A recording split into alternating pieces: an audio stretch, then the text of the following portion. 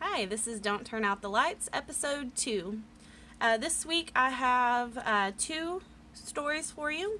I only got 2 because the second one's quite a bit longer, and I wanted to make sure I stayed kind of in the similar time frame as what I did before. So let's go ahead and get started. The first one is, she was submitted to me by somebody in one of the Facebook groups that I'm in, that's in a ghost haunting group. Anyways, this says, when my 3 biological daughters were young, we were having a normal dinner one night at home. The middle child, who is 4, was concentrating on getting the food from her plate to her mouth and says, "My other mommy didn't cook like this." And my husband and I just looked at her, still shoveling it in like normal.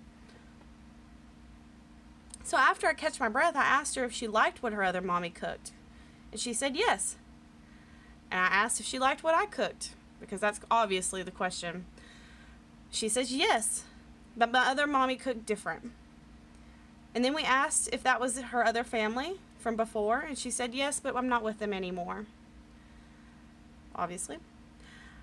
Her dad questioned her too. She was very matter-of-fact with all of her answers. My husband has a cynical explanation for almost everything, but not on this one. Wahahaha. It's written on there. All right. I love the idea of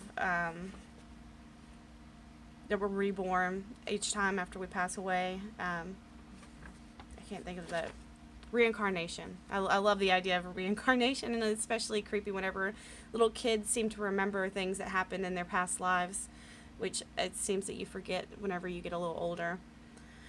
So anyways, on to the next story. On June 11th, as a birthday present, my girlfriend arranged for us to spend the night in the Myrtles Plantation in St. Francisville, Louisiana.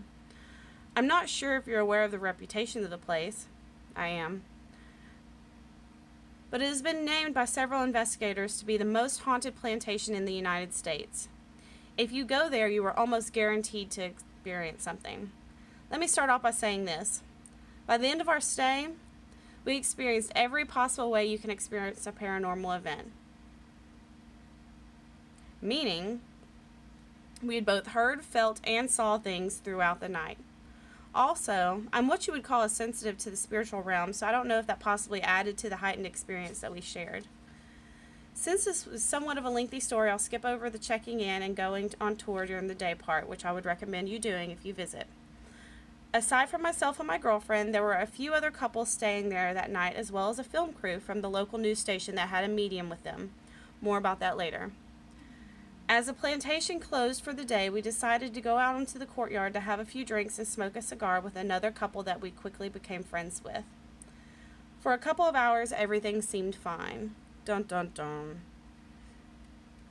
We enjoyed the beautiful scenery of the grounds and the good conversation we were having with our friends who were staying in the room next to ours. After a few drinks, my girlfriend needed to go up to our room for just a moment. Shortly after, she rushes back down to the courtyard, looking pale and visibly shaken. She said that she was using the restroom and heard a little girl laugh right next to her head, but didn't see anyone in the bathroom with her. Now keep in mind that the 2 little girls have been reported to have died on the grounds, and their ghosts are the 2 of the main reported hauntings. So that's part 1 of the story. Shortly after that, the film crew came out, and we told them what happened in our bathroom. The medium asked for our permission to enter our room to see if she could pick up on anything. Once she entered, she stayed for maybe 30 seconds and then abruptly left. She solemnly asked us, "That's the room y'all are staying in tonight?" We said yes, and in a serious tone, she said good luck, and stated that she would never go back in that room again. You can imagine how we felt after hearing that, knowing that's the room we're staying in. As the evening continued, my first experience happened. As me, my girlfriend, and the couple we were hanging out with were talking, something grabbed my right leg by the calf and violently pulled me so hard that I was almost dragged out of my chair. Obviously, there was nothing there, and no one was within arm's reach of me, so something unseen had a little fun with me that evening. But that was just the beginning. After that, the whole pleasant atmosphere of the house began to change, and you could feel something malevolent was making its presence known. The whole vibe changed. I felt like I was being surrounded. The air became heavy. It felt like I was about to have a panic attack. Everyone noticed my mood change, so I excused myself and decided to go for a walk. During that walk, the feeling persisted but eventually weakened. I took a video of our surroundings during the walk, and I took a picture. Both my video and the picture turned up some incredible evidence of paranormal activity. Fast forward a little bit, and we decided to head back to our room to turn in for the night. There was no TV or anything, so we decided to play some cards to pass the time. We were both a little apprehensive about falling asleep, understandably.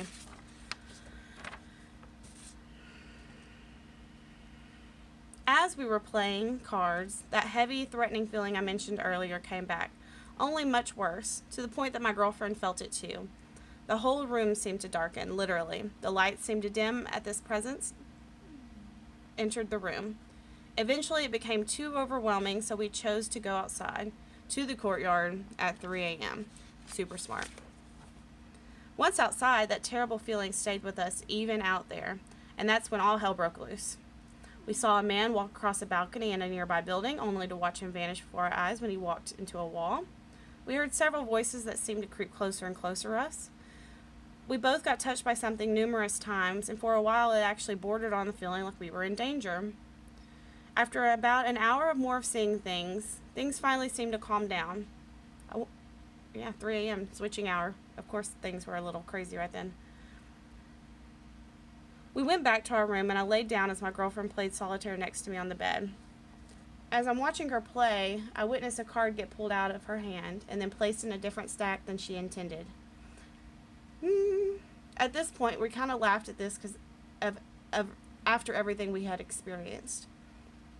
We understood this to likely be the ghost of Mr. Winter, a former owner of the home who is said to have been an avid gambler and card player. Shortly after this, we finally fell asleep, and we woke up to that pleasant feeling that was back. Everything seemed normal, and there was positive feelings all over the ground, and we packed our stuff, had a great lunch at the restaurant that's located on the grounds, and left. Now keep in mind, there are things that I'm likely forgetting and not mentioning for the sake of keeping this long story short. But one thing further, and then I'll end it there. The film crew that we had, that was with us the previous night, all of their footage had been mysteriously erased and all of their equipment was dead, even after putting in fresh batteries. So I hope you enjoyed the stories. If you'd like to submit your own, you can do so at DontTurnOutTheLightsShow@gmail.com. Thank you so much for watching, and don't turn out the lights.